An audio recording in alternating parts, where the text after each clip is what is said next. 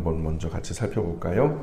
바울 10번째 주제였죠. 같이 읽습니다. 사명자가 소유해야 할 6번째 덕목은 편견 없는 사랑입니다. 바울 11번째, 사명자가 소유해야 할 7번째 덕목은 생명도 아끼지 않는 헌신입니다. 자, 에바브로티도 은혜에 사로잡힌 사람은 자신의 이름이 잊혀지는 것을 마다하지 않고 섬깁니다. 4번째, 모든 그리스도인에게는 복음 전파의 사명이 있습니다. 5번째, 구령의 열정이 없는 사명자는 있을 수 없습니다. 아멘. 오늘 주제 들어가기 앞서서 우선 성경 구절 같이 읽고 시작하겠습니다. 시작. 이 은혜는 곧 나로 이방인을 위하여 그리스도 예수의 일꾼이 되어 하나님의 복음의 제사장 직분을 하게 하사 이방인을 제물로 드리는 것이 성령 안에서 거룩하게 되어 받으실 만하게 하려 하심이라. 아멘. 로마서 15장 16절의 말씀입니다. 첫 번째 주제입니다. 자, 같이 읽어볼게요. 시작. 예수 그리스도를 만나고 복음의 가치를 깨달은 사람은 복음 전도의 사명을 위해 살아갑니다. 아멘. 제가 아주 어렸을 때, 지금도 어리거든요. 근데 더 어렸을 때 읽었던 책이 있어요. 중학교 때였나요? 닥터스라고 하는 책이 있어요. 여러분 잘 모르실 거예요. 아주 오래된 책인데요. 에릭 시걸이라는 사람이 이 책을 썼어요. 근데 이 소설인데요. 실화를 바탕으로 한 소설이에요. 한 부부가 의사예요. 근데 의사 부부가 이제 결혼해가지고 아기를 하나 낳거든요. 근데 아이가 이제 자라면서 뭔가 이상이 있는 거예요. 몸에 이상이 있는 거예요. 그래서 몸에 이상이 생겨가지고 어디가 잘못됐나 봤는데 원인도 질병의 이름도 몰라요. 그저 그냥 막연하게 생각해 보기는 뇌의 이상에 따르는 정신병 정도로만 아는 거죠. 아무리 이 사람들이 탁월한 어떤 엘리트라고 해도 자기 아이의 질병의 원인도 그 병의 이름도 모르니까 얼마나 답답하겠어요. 그러니까 자기들의 전공이 의학을 하다 보니까 아이에게 맞는 치료를 온갖 가지 방법으로 막 다 별의별 혹독한 치료를 다 시도하죠. 그러나 10수년 동안 아이의 병명도 원인도 밝혀내질 못하는 거예요. 그래서 어떤 치료 방법도 통하지 않아요. 이 의사 부부도 또 만나는 모든 의사도 이 정신과 뇌에만 신경을 썼죠. 그러면서 아이는 점점 쇠약해져 가요. 혹독한 치료 때문에 점점 약해지고 이제 더 이상 치료받을 건강도 힘도 없는 상태. 몸 상태는 점점 더 심각해지고 그리고 회복이 이제 불가능하다고 여기면서 포기하기 직전에 10수년 만에 우연히도 어떤 한 의사를 만나요. 근데 이 아이와 비슷한 사례를 경험했던 의사예요. 그 의사가요, 병의 원인이 뇌가 아닐 수도 있습니다 라고 팁을 하나 준 거예요. 뇌가 아니라고요? 우린 여태까지 10수년 동안 아이의 뇌 때문에 문제가 생기는 걸로 알고 지금까지 왔는데 뇌가 아니라고 하니까 깜짝 놀라는 거죠. 알고 보니까 이 병의 원인이요, 뇌가 아니라 눈에 있었던 거예요. 눈의 망막에 어떤 이상 때문에 마치 옆에서 사람들이 볼 때는 뇌가 이상한 것처럼 그렇게 보여졌던 거죠. 결국에는 그 망막 문제였던 것이 밝혀지고요. 이미 그때 당시 너무나 많이 흔하게 있었던 약물, 주사로 주사 몇 방 맞으니까요, 아기가 금방 치료가 된 거예요. 10수년 만에. 갓 태어나서 여태까지 한 번도 몰랐는데 청소년기 훌쩍 지나서 10대 후반이 되어서야 이 아이가요, 건강하게 치료가 됐다는 거죠.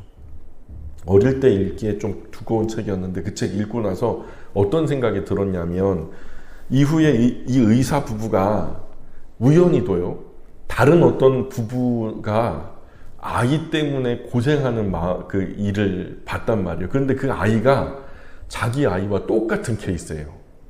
자기 아이와 똑같은 케이스, 똑같은 질병에 걸려서 자기처럼, 본인들처럼 10수년 동안 이 아이를 치료하기 위해서 정말 별의별 치료 방법을 다 동원하고 정말 여러 가지 10수년 동안 자신들과 같이 고통스러운 과정을 겪어왔던 것을 우연히도 보게 되었다. 그러면요, 어떨까요?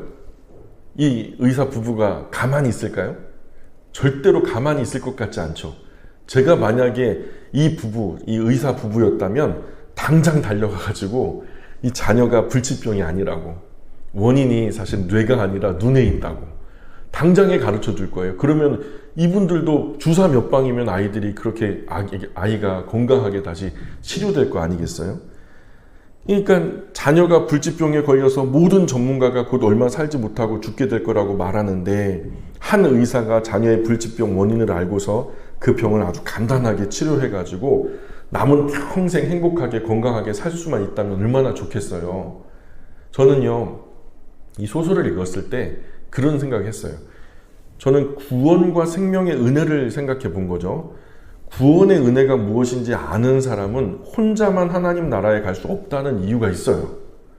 절대로 이 생명과 구원의 복음을 소유한 사람은요, 실제로 나의 일상생활에 예수님을 만났고, 그 예수님을 통해서 성경 안에서 인격적인 하나님을 만났고, 그 하나님께서 우리에게 허락하신 구원과 생명의 길을 예수님을 통해서 내 마음 안에 간직하게 된 사람은요, 절대로 혼자 하나님 나라에 갈 수 없는 이유가 있다고요. 그것은 바로 구원주 예수님을 만나고 구원과 생명의 복음의 가치를 깨달은 사람은 반드시 복음 전도의 사명을 무시하고 살 수는 없는 거예요. 내가 살아났던 것처럼 누구도 살 수 있을 테니까 절대로 그런 빚진 마음, 사랑의 빚진 마음, 내가 누군가 이렇게 거저받았던 것 같은, 그래서 죽을 사람이 살아난 것 같은 그 생명의 빚은요, 절대로 잊혀지지가 않죠. 길을 가다가 그저 벌레하고 마주쳐도 나의 길이 바뀌는데, 트럭하고 부딪혀도 내가 살고 죽는데, 만왕의 왕이시고 만유의 주가 되시는 주님 예수님과 우리가 맞닥뜨렸는데 우리의 삶에 미세한 변화도 없다고요. 그건 거짓말이죠. 그건 거짓말이라고요. 자, 바울의 회심 이후에 한번 예수님을 만나기 이전과 이후의 삶을 한번 생각해 보자고요. 예수님 알기 전에 바울은 자기 안에 가득 채웠던 잘못된 지식과 그 지식에 따른 사명감을 모두 다 쏟아내 버려요. 다 쏟아내 버려요. 마치 깨끗한 것을 받기 위해서 더러운 것들을 비우는 것처럼 바울은 그 전 것들을요, 깨끗하게 다 버려버리고, 그리고 자기의 심령을 깨끗하게 소재한 다음에 거기에 거룩한, 이 세상에서 가장 고상하다고 하는 예수 그리스도를 질그릇 같은 자신의 영혼에 채우려고 무던 노력을 해요. 그래서 아라비아 광야 사막에 들어가가지고 3년이나 자기가 구약의 잘못된 정보를 예수님을 통해서, 예수님을 중심으로 소트하는 거예요. 말 그대로 예수님을 중심으로 다시 나의 구약의 지식을 재배열하는 거예요. 구약에 나타났던 예수님 오실 메시아에 대한 예언을요, 지금 오신 예수님을 중심으로 해서 다 리셋을 하니까요, 말 그대로 그냥 다 맞아 떨어지는 거예요. 그리고서 그 이후로 고민하지 않고 다마스커스로 돌아가서 예루살렘에 가서 길리기아 다소에 있을 때, 또 시리아 안디옥에 있을 때, 그리고 1차, 2차, 3차, 4차 로마까지 감옥 안에서 수많은 이 여정들이요, 바울 그 이전과 이후는 확실하게 다르죠. 제3자가 볼 때도 다르고요, 자신이 생각할 때도 달라요. 마치 깨끗한 것 받기 위해서 더러운 것 버리는 것처럼, 그리고 더 새롭고 더 존귀한 예수님의 존귀한 보혈의 피로 자신을 가득 채우기 위해서 과거의 자신을 아낌없이 비워버리죠. 바울은 회심 이전에 전혀 가치가 없다고 생각했던 일, 이 영혼을 구하는 일에 매여 살아요. 그 전에 그 유대인 중에 유대인, 이 바리새인 중에 바리새인인 자신은요, 영혼 구원에 별로 관심이 없어요. 그냥 내가 구원받는 거, 나의 의만 중요할 뿐이지 다른 사람이 구원을 얻는다? 이건 별로 의미가 없는 거죠. 그런데 그 이전에는 예수님께서 사람의 죄를 위해서 십자가에 못 박혀 죽었다는 사실에 동의하지 않았잖아요. 나사렛에서 온 그 청년 하나가 뭐 그리 대단한 사람이라고. 한 사람이 나무에 달려 죽음으로 다른 수많은 사람이 생명 얻을 수 있을 거라고 어떻게 생각이나 했겠어요? 그랬던 바울이요, 메시아, 그리스도, 구세주, 예수님을 만나죠. 예수님은 실제로 바울에게 밝은 빛 가운데 찾아오셨어요. 그때 바울의 어두운 영혼은 예수님이 어떤 분이신지, 십자가 사건이 무엇을 의미하는지, 참된 구원의 소망과 생명이 어디에 있는지 아주 선명하게 깨닫게 되어지는 시작점이 된 거죠. 그래서 바울은요, 이 세상에서 가장 가치 있는 일에 자신의 남은 삶을 송두리째 부어드리고 싶어진 거예요. 남은 삶이요, 의미 없이 버려지는 것을 원하는 사람은 단 한 사람도 없어요. 얼마 남지 않은 삶이라고 하면 이것이 이 세상에서 가장 가치 있고 가장 의미 있는 일에 부어지기를 원하는 거죠. 바울도 그랬어요. 그리고 그 일은요, 아직 죄 아래 방치되고 있는 영혼들에게 구원과 생명의 복음을 선물할, 그래서 그들에게 하나님께서 주시는 영원한 생명으로 인도하는 이 구령의 열정, 영혼 구원의 열정에 바울이 미쳐버리더라는 거죠. 바울은 자신을 소개할 때 이런 영혼의 구원과 영원한 생명이신 예수님의 복음을 아직 들어보지 못한 사람들에게 전하기 위해서 나 자신은 선택을 받았다. 하나님의 선택을 받았다. 근데 심지어 언제 선택을 받았냐고 말하냐면 창세전에, 에베소서에서 우리가 말씀 나눴죠? 창세전에 1장에 보면은 창세전에 선택받았고 예정하셨고 그분의 아들 삼아 주셨다.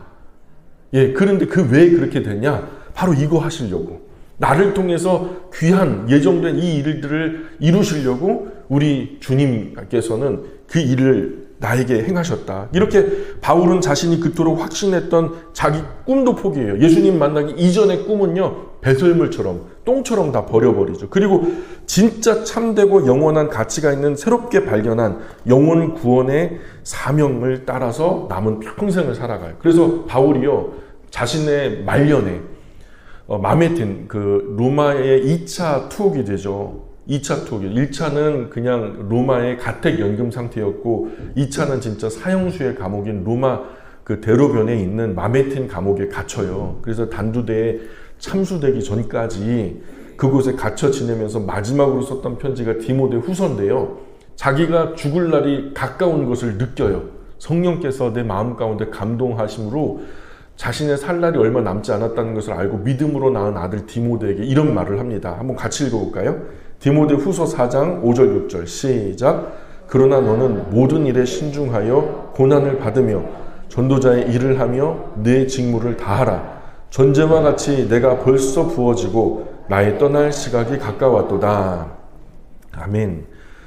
마치 가루통 안에 가루 마지막 한 톨까지 부어드리는 제사가 전제예요.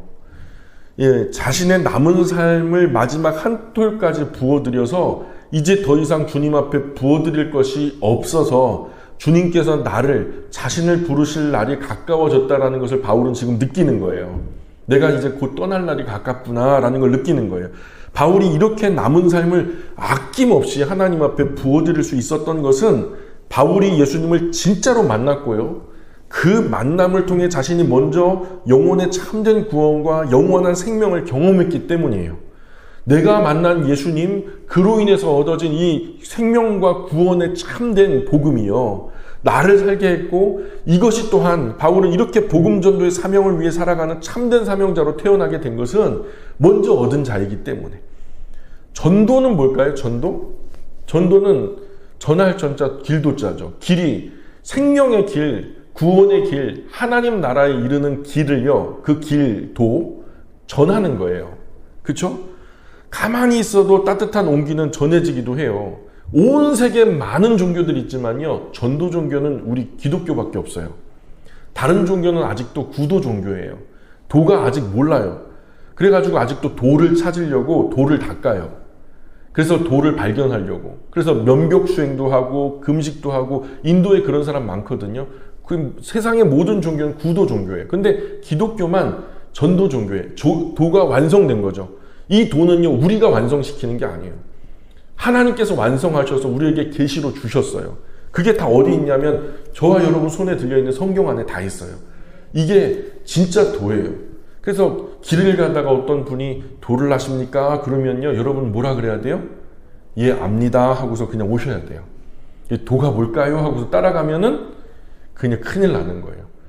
그러니까 우리는 구도 종교가 아니라 전도 종교라는 거예요. 이 생명의 온기를 우리가 먼저 경험했고, 그로 인해서 내가 다시 살아났어요. 전도된 거예요, 나도. 누군가에 의해서. 이 불모지 한국이라고 하는 극동의 나라에 선교사님들이 큰 희생을 통해서 이곳에 주님의 복음을 전해줬고, 그 복음이 흘러 이 자리에 있는 나에게까지 흘러왔단 말이에요. 그로 인해서 내가 다시 살아났다면 그저 이 생명의 온기가 전해지기만 기다리는 사람은 참된 체험자가 아니죠. 언젠가는 전해질 거야. 내가 열심히 이렇게 그리스도인으로서 사람들 가운데 살면 나의 삶의 영향력이 거룩한 영향력이 되어서 옆 사람에게 전달되고 언젠가는 저 사람도 예수님 믿게 될 거야. 이거는 아니한 생각이죠. 너무 소극적인 거죠. 생명의 온기가 아직 생명이 없는 사람에게 전달되게 하기 위해서 더욱 적극적인 삶의 전도가 바울처럼 시작돼야 되는 거예요. 내가 강제로라도 내가 할 수 있는 한 어떤 방법과 수단을 정말 가려야죠. 뭐 불법으로 하면 안 되지만 그리고 최선을 다해서 기회가 있는 대로 바울처럼 열심히 전하기 시작해야 되는 것이 맞는 거죠. 왜냐하면 바울처럼 진짜 예수님을 만난 참된 체험자는 그것이 사람의 남은 삶에 가장 소중한 의미와 가치를 가진다는 이 유일한 것이라는 것을 알게 된 거니까요. 이거보다 의미 있고 가치 있는 일이 어디 있어요? 한번 가져와 보세요. 여러분 이후로 여러분이 남은 평생 동안 할 수 있는 모든 일들을 갖다 앞에 쌓아놓고요. 그 안에다가 영원이라는 시간을 곱해보세요. 그 영원이라는 시간 안에 영원한 시간이라고 하는 시간 안에 마지막까지 남아있을 가치 있고 의미 있는 일이 뭐겠냐고요. 전도 하나밖에 없어요. 전도 하나밖에 없다고요. 우리도 바울이 경험한 것과 같은 구원과 생명의 복음을 경험한 사람들이죠. 아멘입니까? 저와 여러분도 이 구원의 길이 우리 안에 있다고 믿습니까? 그렇다면 우리가 복음 전도의 사명 따라 사는 것은 너무나 당연한 일이고요. 물론 모든 사람이 전적으로 전도만을 위해서 살아가는 전임 목회자 또는 선교사님들 그런 삶을 살아야 된다는 말은 아니에요. 그런데 하나님도 모든 사람을 그런 자리로 부르시지도 않았어요. 성령의 은사는 다양하다라는 거예요. 교사도 있고 목회자도 있어요. 근데 일상을 살아가는 평범한 사람들도 있거든요. 그러나 간과해서는 안 되는 사실 하나는 하나님께서 은혜 부어주셔서 예수 그리스도께서 만나주신 모든 사람은 구원과 생명의 복음의 가치를 알게 된 사람이라는 거예요. 그래서 때문에 전임사역이 아니라도 자신이 사는 곳, 자신이 가는 곳 어디서든지 구원과 생명의 복음을 전해서 남은 삶을 살아가야 한다는 거예요. 이것이 구원과 생명의 복음을 받은 사람의 가장 기본적인 사명인 거예요.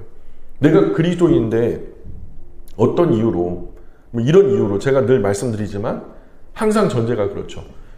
성경 읽지 않는 그리스도인은 가짜다 그러잖아요. 그렇죠? 성경 읽지 않는 그리스도인은 가짜다. 그런데 또 하나요. 전도하지 않는 그리스도인도 가짜예요. 왜냐하면 그 생명의 씨앗이 그 안에 있는 한 절대로 가만히 있을 수가 없거든요. 자, 정리할게요. 복음의 가치를 깊이 깨달은 사람은 구원과 생명의 복음 전도의 사명을 절대로 무시할 수가 없어요.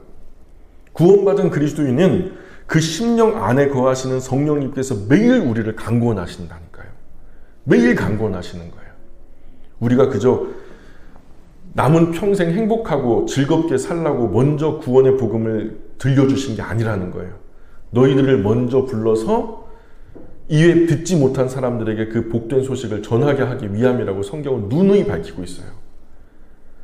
나의 진로, 나의 비전을 고민하기 전에 먼저 구원과 생명의 복음을 받은 자로서 그리스도에게 주어진 기본적인 사명, 그것은 복음 전도의 사명이 있음을 깊이 인식해야 된다는 거죠. 알면서 못하는 이유도 있어요. 그쵸? 알면서 이 전도를 꼭 해야 된다는 것을 알면서도 못하는 이유가 한 두 가지로 정리될 수 있는데, 알면서 못하는 이유 첫 번째 이유는요, 내가 가진 구원과 생명의 복음이 가짜라서 그래요. 이 구원과 생명의 복음을요 제대로 모르는 거라. 지식적으로는 깨달았는지 모르지만 영적으로 완전하게 지와 정과 의지를 동원해서 이것이 확실한 나의 구원의 생명의 복음이라고 받아들이지 못한 거죠. 그냥 나 혼자 구원받았다라고 착각하는 거죠. 그래서 나중에요, 나는 구원받았다 하고서 천국 문 앞에 갔는데 내가 너를 도무지 모르겠다 하는 사람도 있다는 거예요, 없다는 거예요? 근데 그 사람들은 그때 그 순간까지 내가 예수님 믿는 사람이었다는 거로 알았을까요? 아니면 난 예수님 모르는 사람으로 알았을까요? 그 문 앞에까지 나는 예수님 믿는 사람으로 착각하고 간 거예요. 그러니까 지금도 속고 있는 사람이 있을 수 있겠죠. 내가 구원과 생명의 복음을 가지고 있다라고 착각하는 사람이 있을 수 있다는 거예요. 그러니까 그 복음이 가짜라면 내가 그리스도인이라고 착각한 거고요. 그러면은 그런 사람은요, 바로 이 구원의 생명의 복음을 전하는 것을 그 가치를, 의미를 모를 수 있다. 모를 수 있다. 두 번째, 이 구원과 생명의 복음의 이 소중한 의미와 가치를 아는데도 못하는 이유, 전도를 못하는 이유는 두 번째는 내가 가진 구원과 생명의 복음이 진짜인데요. 진짜라면 첫 번째는 자신의 삶이 전도하기에 너무 오염된 거예요. 내가 죄를 너무 많이 지어서 이런 내가 전도를 한다고? 그러면 내가 주님의 생명의 복음이 전해지기 전에 나의 죄와 허물들이 옮겨질까봐 두려워서 이 나의 더러운 것들이 전해질까봐 그것이 더러워서 무서워서 못하는 걸 수도 있어요. 또 하나는요,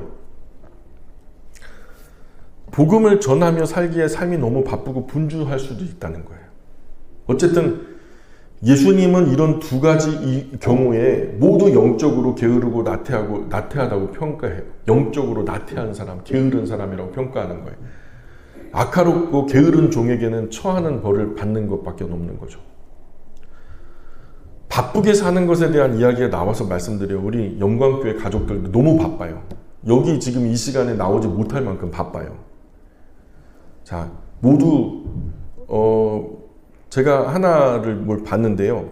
그 책을 봤는데 그 기사가 하나가 이런 게 나왔어요. 근데 대학생들을 상대로 한 그 이상한 행동심리 실험을 한 거예요. 이 사람들이 이런 상황이 되면은 어떻게 행동할까? 행동 실험을 한 거죠. 대학교 안에서 A라는 건물이 있고 B라는 건물이 있어요. 그래서 A라는 건물에서 한 명씩 출발시켜서 B라고 하는 건물 강당에서 발표를 시키는 거예요. 그러니까 A라는 건물에서 B라는 건물까지 가야 하고 그 B라는 건물 강당에서 발표를 해야 되는 거죠. 그래서 심리학 실험이 항상 그렇듯이 A 건물에서 B 건물까지 가서 발표를 하는 게 그게 이제 목적이 아니고요.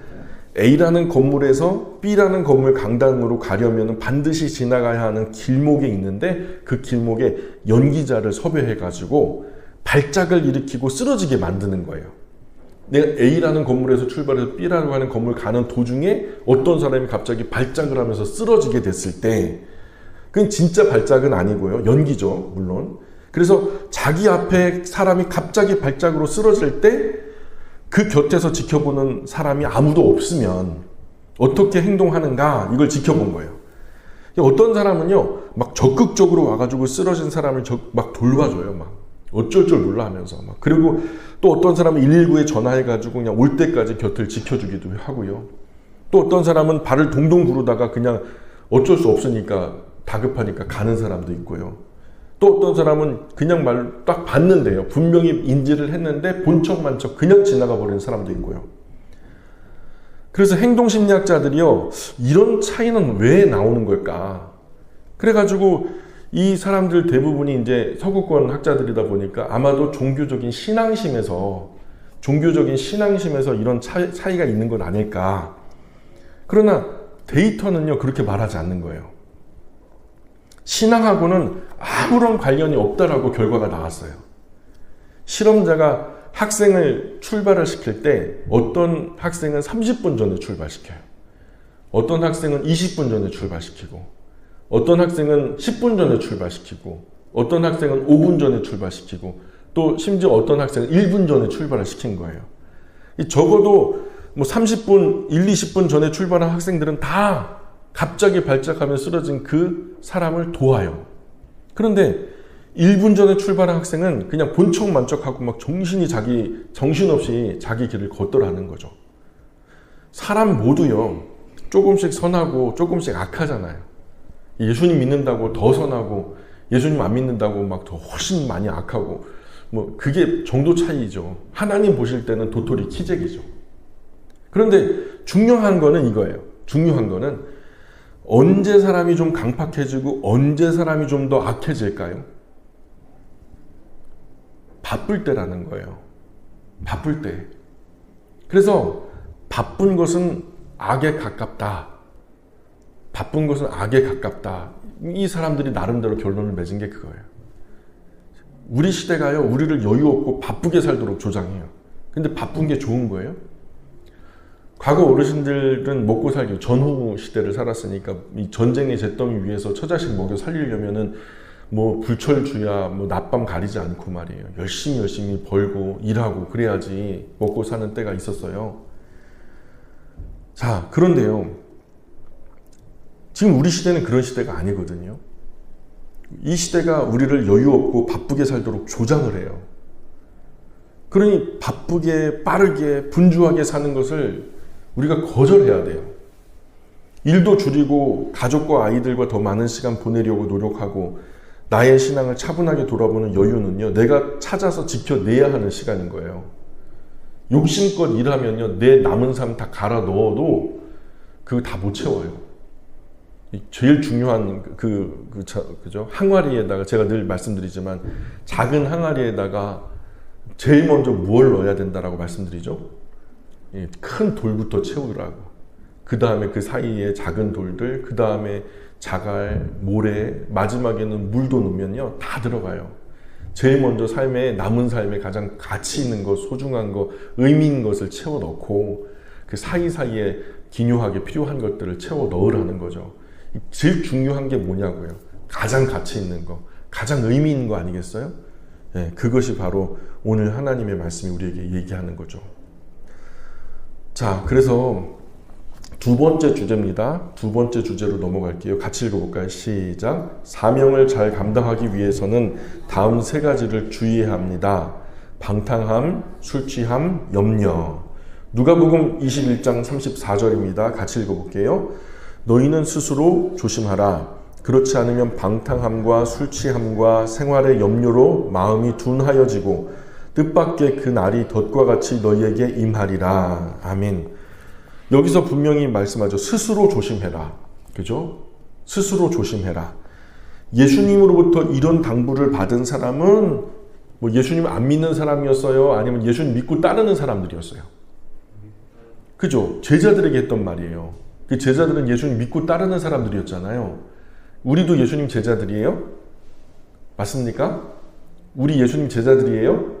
예, 예수님 제자들이면 우리도 해당되는 말이에요. 자, 우리 어떻게 하라고요? 스스로 조심하라. 자, 그래서 이 당부는 극단적으로 타락한 삶을 사는 사람에게 주어진 말씀이 아니라 스스로 하나님을 신실하게 충성되게 따르는 사람에게 주신 말씀이니까요. 그러므로 이 자리에 우리 역시 예수님의 이 당부를 마음에 새겨들어야 돼요. 예수님은 먼저 방탕함에 주의를 하라고 해요. 방탕함. 이 방탕함이 뭐냐면 크라이팔레라고 하는 단어로 쓰였는데 머리를 이리저리 막 흔드는 거예요. 한번 흔들어 보세요. 두통 있는 분들은 막 쓰러질 거예요. 그죠? 그리고 여기저기 막 나뒹구는 거. 그 통제되지 않는 규모 없는 삶을 말하는 거예요. 하나님 은혜로 그 마음과 생활이 통제되지 않는 상태를 의미하는 거예요. 무질서한 거예요. 하나님이 임하시면요, 혼돈이, 공허가, 알맹이가 꽉 찬 열매가 되고요, 혼돈은 질서가 돼요. 땅이 혼돈하고 흑암이 깊음 위에 있고 막 그 하나님의 신이 수면 위에 운행하시니라. 빛이 있으라 하시며 빛이 있었고 하면서 6일 창조되어지는 그 장면은요, 모든 것들이 있어야 할 자리를 찾고 종류대로 나누어지고 질서 있게 정리되어지는 모습이죠. 하나님은 질서의 하나님이세요. 아멘입니까? 자, 그래서 하나님의 은혜로, 통제로 질서 있게 가지런하게 정돈되어 있으면 죄가 우리 마음에 오잖아요. 우리의 삶에 죄라는 놈이 딱 오는 순간 우리는 금방 알아채요. 정돈되어 있으니까, 깨끗하게 청소되어 있으니까 우리가 이거는 안 되는 건데 하면서 금방 알아챈단 말이에요. 근데요, 방에 들어갔는데 개판 5분 전이에요. 근데 어제나 오늘이나 내일이나 똑같죠. 치우나 안 치우나 매 한 가지예요. 막 알 수가 없어요. 즉 하나님 은혜로 삶의 질서가 유지되고 있어야만 그리스도인은요, 남은 평생 자기를 성찰할 수 있어요. 뭐가 잘못됐는지를 금방 파악할 수 있어요. 그래서 바로 하나님의 도우심을 요청하며 그분 앞에 나아갈 수 있다는 거예요. 그러니 방탕함을 주의해라. 두 번째로 주의할 것은 술 취함이라고 그러죠. 메데라는 단어로 쓰였는데 취한 상태라는 말이에요. 이 플로티누스 기록에는 술 많이 먹고 술 취하는 것이요. 과거에는요. 이 이방신들과 신비적인 결합을 한다라고 결합한 상태. 술 취하니까 제 정신이에요? 남의 정신이에요? 내 정신이 아니라 술의 정신이죠. 내가 처음에는 술을 먹지만 나중에 술이 나를 먹어요. 그래서 내 정신이 아니라 술의 정신으로 바뀌는데 그게 어떤 신이 내 안에 임해가지고 그렇게 내 정신이 아니게 됐다라고 생각을 하는 거예요. 그래서 그 영지주의, 그노시스. 그래서 이 반대 개념으로 불가지론이라는 게 있어요. 아그노시스라고 하는데 이거는 너도 모르고 나도 모르겠다. 알 수 없는 거예요.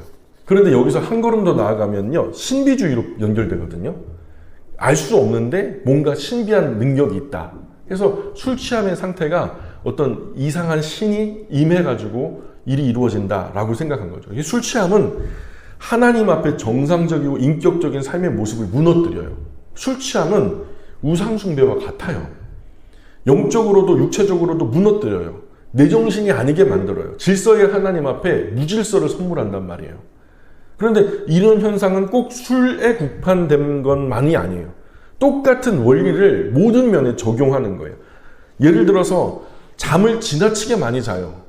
그냥 적당히가 아니라 하루 24시간 중 20시간을 잔다. 아기면 몰라도 어른이 20시간을 잔다? 문제 있는 거죠. 예를 들어 또 뭐 스포츠를 갖다가 미친 듯이 즐겨요. 심지어는요, 내일 아침에 9시에 출근해야 되는데 새벽 3시, 4시까지 축구를 보고 야구를 보고 막 그래요. 몇 시간 못 자고 나가서 막 졸며 잘세 막 그래요.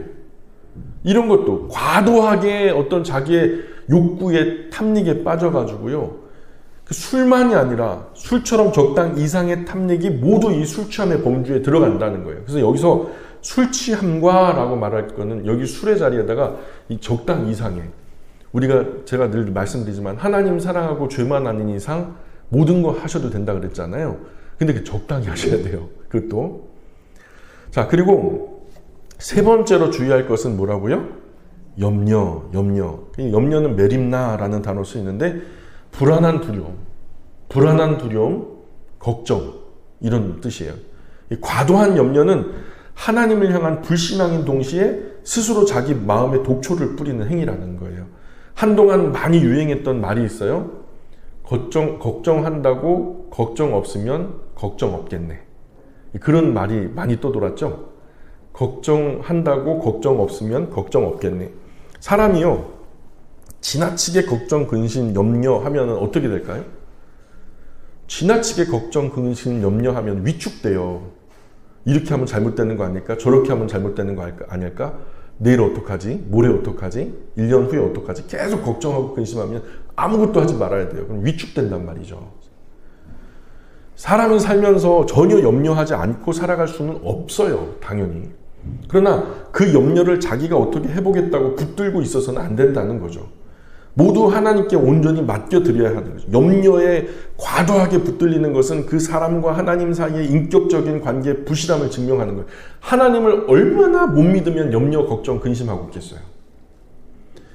그래서 인격적인 관계가 하나님과 견고하게 맺어지지 않는 사람들의 특징이 이런 불안, 초조, 근심, 걱정, 염려예요. 아무것도 염려하지 말래요.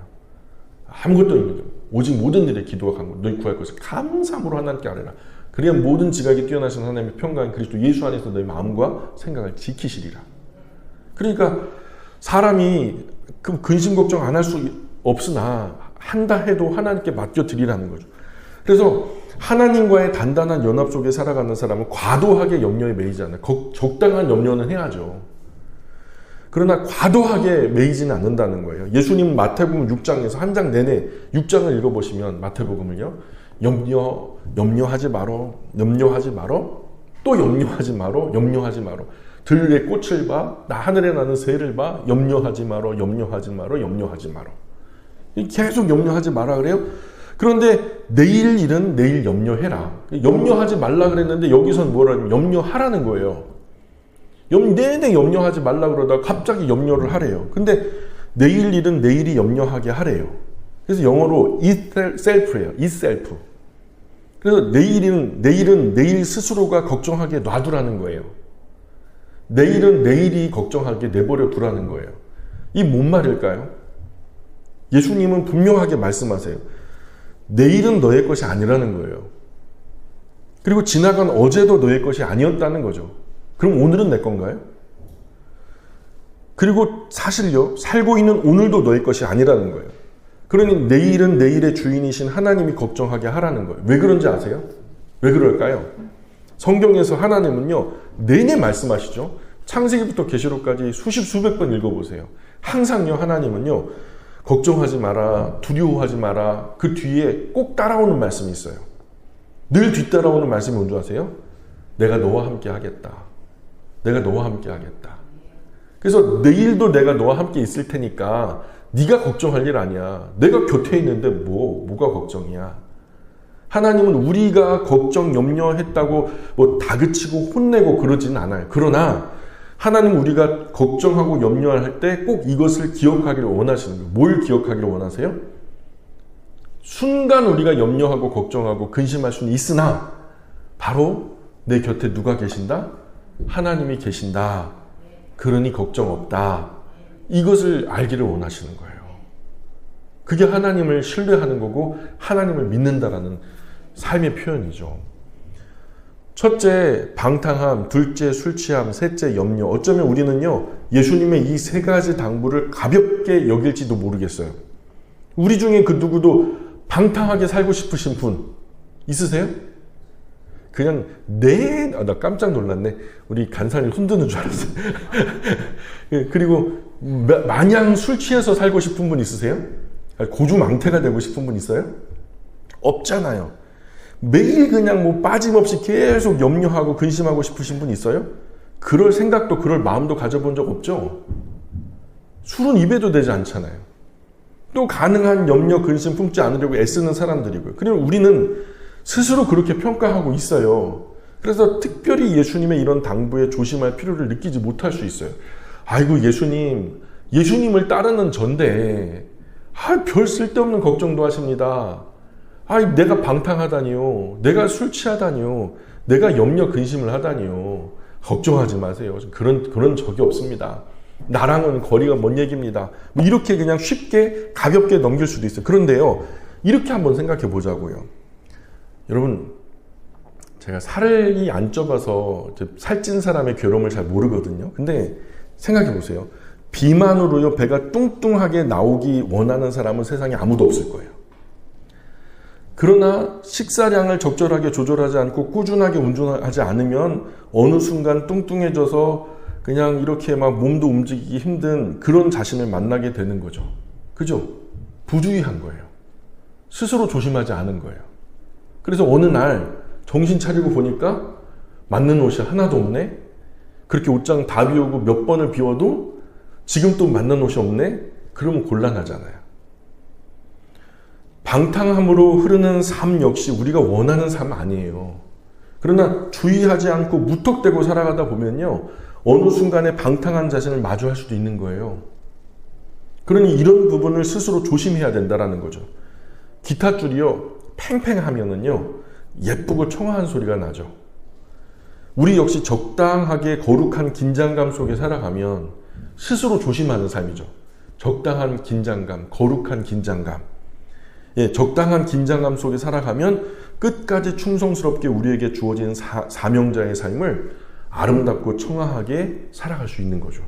우리 주님 예수님이 바라보실 때 참 예쁘다, 좋다, 착하고 충성된 종아, 이렇게 부르실 수 있을 만큼 우리가 긴장 늦추지 않는 삶, 그게 바로 스스로 조심하는 삶이다. 정리할게요. 이 세상은 언제나 술 취하게 해요, 우리를. 노골적으로 방탕하게 살게 하려고 노력하고요. 내내 텔레비전이나 인터넷이나 모든 매체가 우리에게 쇠뇌하는 것은요, 그렇게 좀 방탕하게 풀어지게 한번 살아봐라, 이런 얘기예요. 육체의 쾌락을 쫓게 하는 유혹이 정말 많아요. 그래서 육체의 쾌락을 하나님보다 더 사랑해요. 육체의 즐거움을 창조주 하나님 뜻보다 더 소중하게 여기는 곳이 바로 이곳 우리가 사는 세상이에요.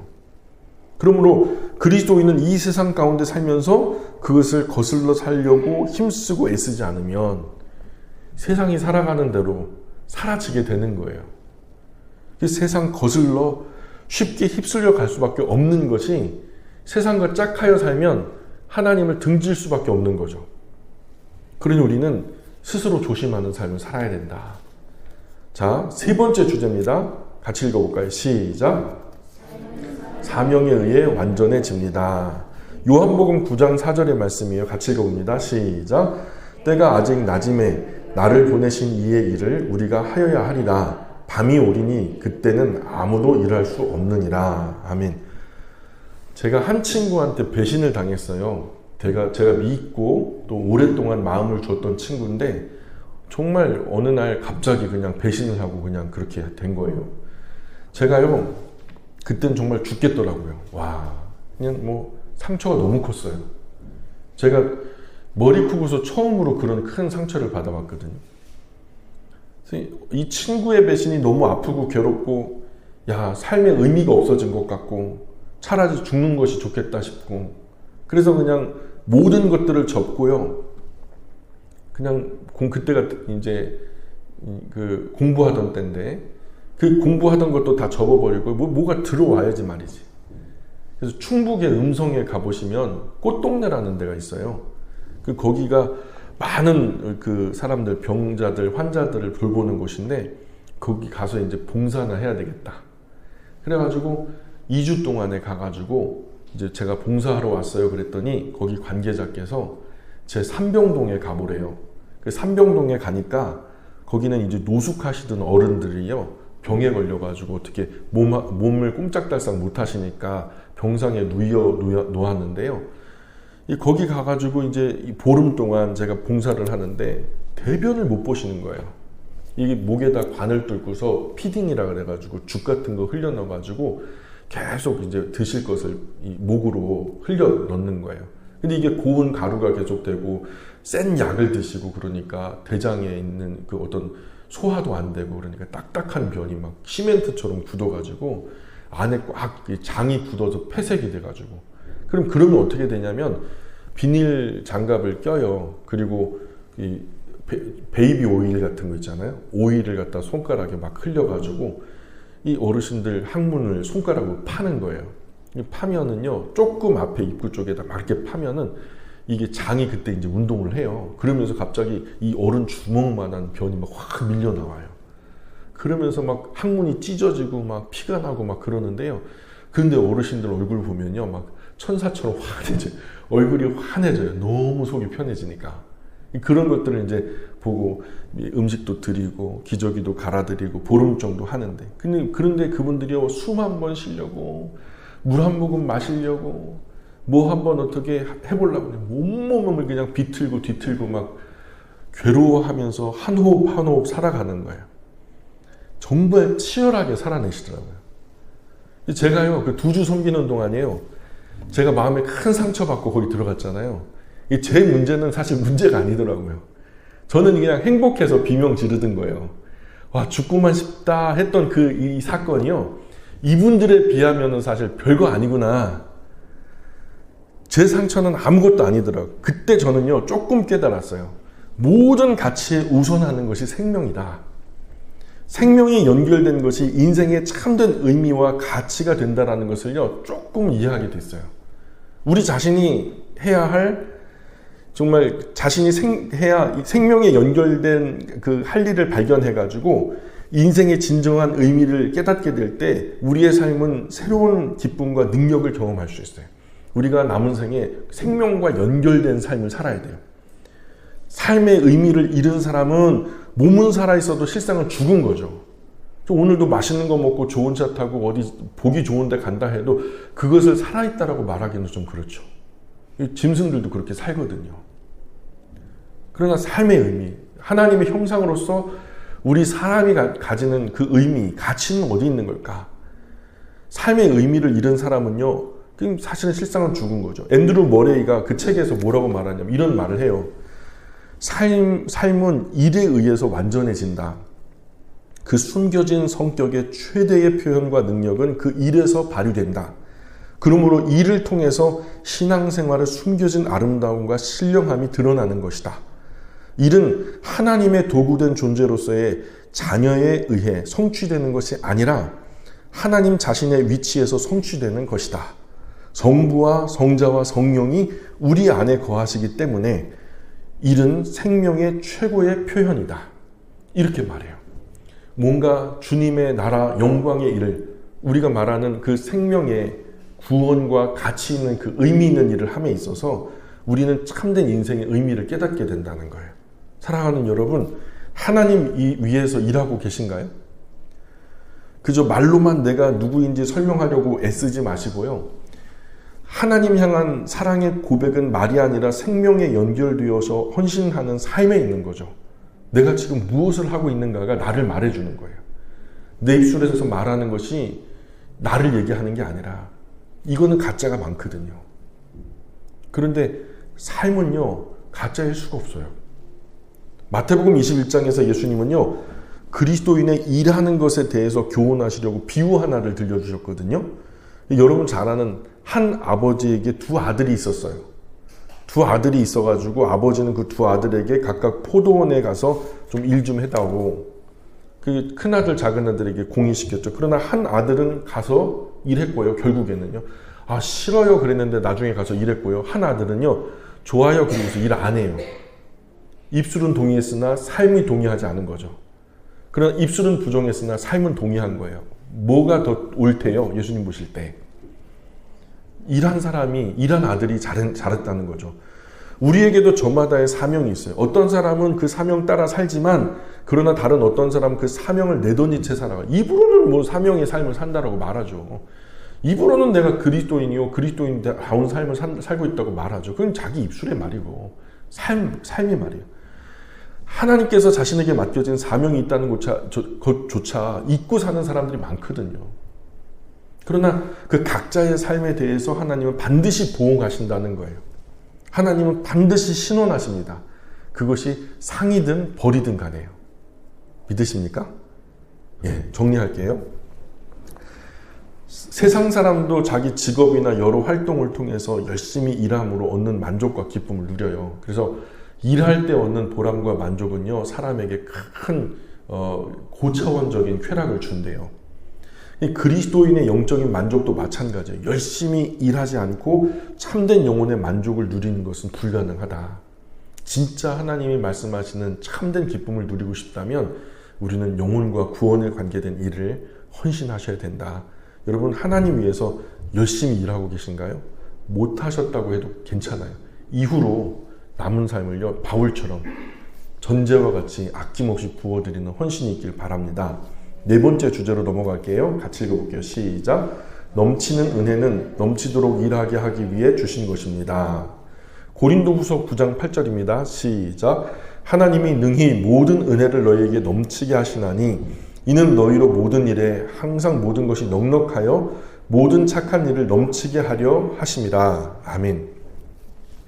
기독교 역사를 살펴보면요, 하나님의 은혜를 넘치게 받았던 사람은 반드시 하나님 위해서 넘치도록 일하며 살았음을 보게 돼요. 은혜 많이 받았다고 하는 사람이요, 하나님 일 많이 하더라고요. 하나님 은혜가 넘쳤던 사람은요, 그 은혜 때문에 잠시도 쉬지 않고 일을 했어요.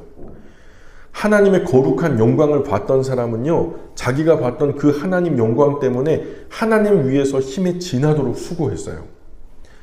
진리가 무엇인지 깨달았던 사람은요, 진리와 함께 살고 진리와 함께 죽으며 사명 감당했어요. 사랑하는 여러분, 우리는요 정말 특별한 사랑받은 하나님 자녀임에 틀림없어요. 우리는 저마다 특별한 모습으로 하나님 영광의 빛을 봤어요. 생각해 보세요. 하나님은 우리에게 다른 사람은 소망할 수 없는 것들을 주셨어요. 그리고 그 소중한 것들을 다른 사람들 앞서 누리게 해주셨어요. 오류가 진리처럼 득세하는 이 시절에 무엇이 참된 진리고 무엇이 거짓된 허상인지를 분별할 수 있는 지혜를 주셨어요. 우리의 편견과 무지와 오만을 환하게 보여주셨고 하나님 그분의 마음을 우리 마음에 부어주심으로 그것들을 혐오하게 만들어주셨어요. 놀라운 사랑으로 우리를 영원한 지옥 형벌에서 해방될 수 있도록 사슬을 풀어주셨어요. 그리고 밝은 영광의 빛으로 우리를 불러주셨어요. 우리가 받은 이 놀라운 하나님의 은혜를 무엇으로 갚을 수 있겠냐 말이에요. 우리가 하나님 은혜를 받은 것은 우리에게 어떤 큰 공로나 어떤 하나님 환심을 살 만한 큰 장점이 있어서가 아니었다는 거죠. 따라서 이제 우리는요, 우리의 형편과 처지에 관한 염려 대신에 어떻게 해야 하나님의 사랑을 입은 사람으로서 하나님의 계명 따라 살 수 있을까 하는 것을 마음으로 고민하며 살피는 삶을 살아야 한다는 거예요. 하나님의 놀라운 은혜는 항상 하나님의 계획을 동반하죠. 그래서 바울은 뭐라고 말하냐면 우리가 읽었던 이 말씀처럼 하나님이 능히 모든 은혜를 너희에게 넘치게 하시나니 이는 너희로 모든 일에 항상 모든 것이 넉넉하여 모든 착한 일을 넘치게 하게 하려 하심이라. 넘치는 은혜는요, 넘친 일을 목적으로 주셨다는 거예요. 은혜 많이 받으셨다고요? 그러면 일 많이 하셔야 돼요. 그래서 넘치도록 은혜 받았음에도 불구하고 넘치도록 하나님 위해 수고하지 않았다면 그는 하나님 넘치는 은혜를 무시해온 사람인 거예요. 은혜만 낼름 받고 하나님 위해 일은 안 하고. 여러분, 이제 우리는요, 하나님 앞에서 새롭게 맹세해야 됩니다. 하나님께서 우리에게 놀라운 은혜를 베푸신 것은 우리를 사명의 자리로 부르시고 싶으셨기 때문이에요. 은혜 받은 사람의 거룩한 의무를 충성되게 감당하는 복된 저와 여러분이 되시기를 주님의 이름으로 축복합니다. 정리할게요. 내가 받은 은혜를 한번 헤아려 보세요. 어느 날, 좀 한가한 날, 빈 노트 가지고 한적한 카페나 아니면은 뭐 생각하기 좋은 공원에 나가셔서 내가 받은 은혜를 한번 A부터 Z까지 쫙 한번 헤아려 보세요. 예. 그것이 적나요? 은혜 받은 사람의 당연한 의무는 하나님 섬기는 거예요. 은혜를 많이 받았으면 많이 섬겨야 되는 거예요. 은혜는 우리 공허한 마음을 달래주는 게 아니에요. 우리의 감정을 위로하는 것도 아니고요.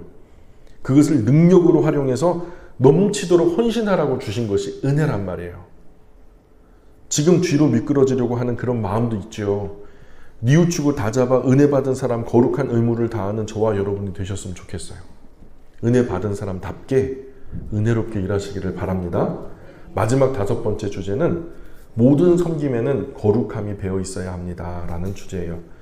레위기 2장 13절 같이 읽어볼게요. 시작.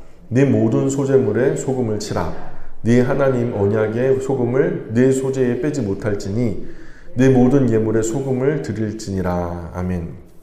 하나님은 제사에 관한 규례를 우리에게 알려주시면서 반드시 소금과 함께 예물을 드리라고 명령하세요. 그래서 하나님께서 왜 이런 명령을 내리신 것인지 알기 위해서는 먼저 소금이 도대체 뭘 의미하는지 우리가 알아야 되죠. 제가 오래전에 이 소금 가지고 강의를 했던 적이 있으니까 아마 아실 거예요. 모르시면은 나중에 댁에 돌아가셔서 소금에 관한 한 수요 특강에서 제가 말씀드렸던 거 한번 다시 돌려보시면 좋을 것 같아요.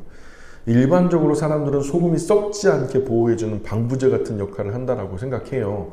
그래서 이 성경이 그리스도인 두르고 너희는 세상의 소금이다 라고 말할 때 그리스도인이 세상의 부패 방지와 사회 개혁에 기여하라고 당부하는 것으로 해석하죠.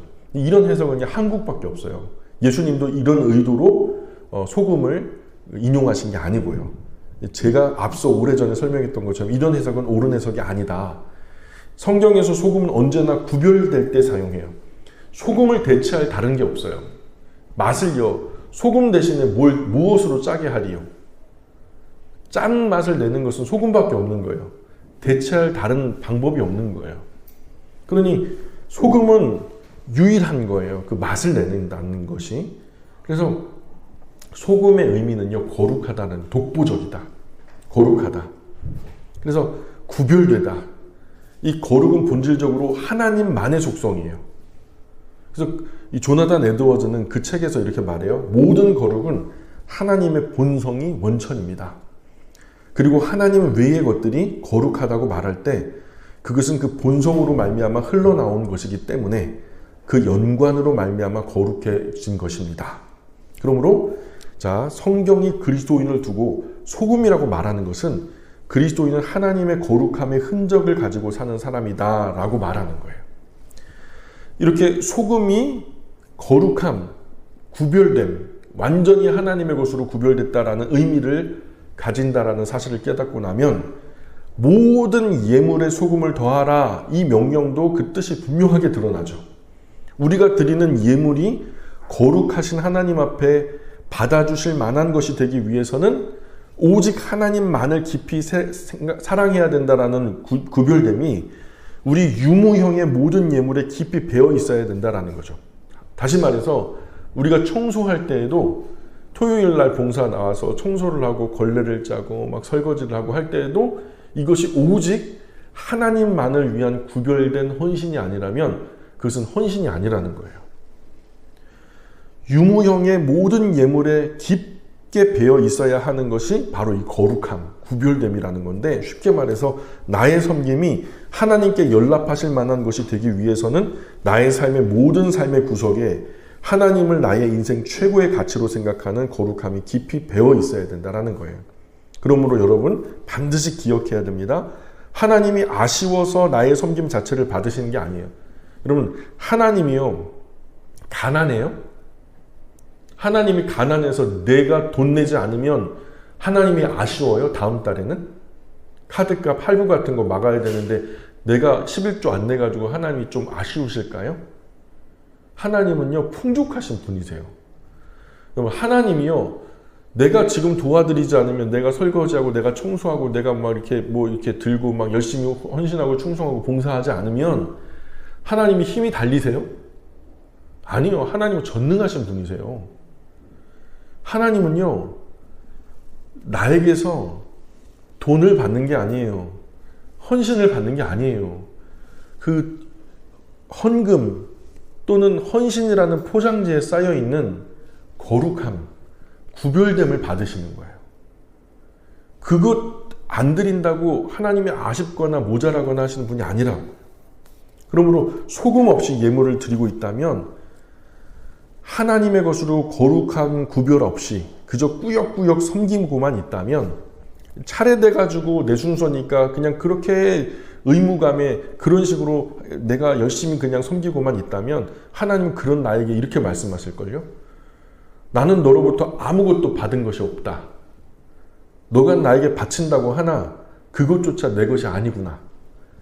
너는 내가 기쁘게 받을 만한 예물을 바친 적이 없다. 그건 내 것이 아니다. 하나님은요, 꼭 자기 것으로 삼는 것은 딱 하나예요. 거룩하게 구별된 거. 완전히 하나님의 것인 거. 그것만 내 거라고 하는 거예요. 인격적인 하나님이기 때문에 훔쳐온 것도 안 돼요. 반 땅도 안 돼요. 예. 온전하게 자기 것만 들어 사용하시는 거죠. 그래서 헌신이라고 할 때는요, 내가 완전히 하나님의 것 되었다라고 하는 의미죠. 잠시 등 붙일 시간도 없이 고단하게 섬기고 계신가요? 그러나 우리가 코피 터지도록 열심히 섬긴다 해도 그것이 하나님께서 나의 섬김을 기쁘게 받으셔야만 할 이유가 되지는 않아요. 스스로 정직하게 돌아보세요. 나의 헌금, 나의 헌신, 나의 봉사, 나의 충성, 나의 유무형에 하나님께 드려지는 모든 것이요, 이 소금의 거룩함은 빠져있지 않은가? 그 소금으로서의 구별됨은 빠져있지 않은가? 다 하나님 위해서 하는 거예요. 이것은 하나님만을 위한 거예요. 하나님이 그래서 기뻐하셨으면 좋겠어요. 하나님만 만족되셨으면 좋겠어요. 이런 마음의 목적을 가지고 드려지는 헌신이 아니라면 어쩌면 우리가 거룩함 없이 열심만 있는 것은 아닌지 우리가 살펴야 될 줄 압니다. 정리할게요. 거룩함이 배이지 않은 헌신은 하나님 앞에 아무 의미 없다. 헛수고다. 헛짓거리다. 오히려 그것은 하나님께 말할 수 없는 모욕을 드리는 거다. 사랑하는 여러분, 하나님은 우리 생각보다 훨씬 더 부자라고요. 또 우리가 비교할 수 없을 정도로 전능하신 분이고요. 그런 하나님이 우리에게 예물 요구하시는 것은 스스로 부족하기 때문이 아니라고요. 그 예물 속에 깃든 거룩함을 받기 원하신다는 거예요. 그것을 우리가 명심하셨으면 좋겠어요. 마지막으로 오늘 나눴던 주제가, 자, 5가지 제가 차분하게 읽어드리고 마칠게요. 예수 그리스도를 만나고 복음의 가치를 깨달은 사람은 복음 전도의 사명을 위해 살아갑니다. 사명을 잘 감당하기 위해서는 다음 3가지를 주의해야 합니다. 방탕함, 술 취함, 염려. 삶은 사명에 의해 완전해집니다. 넘치는 은혜에 넘치도록 일하기 위해 주신 것입니다. 모든 섬김에는 거룩이 배어 있어야 합니다. 아멘. 기도하겠습니다.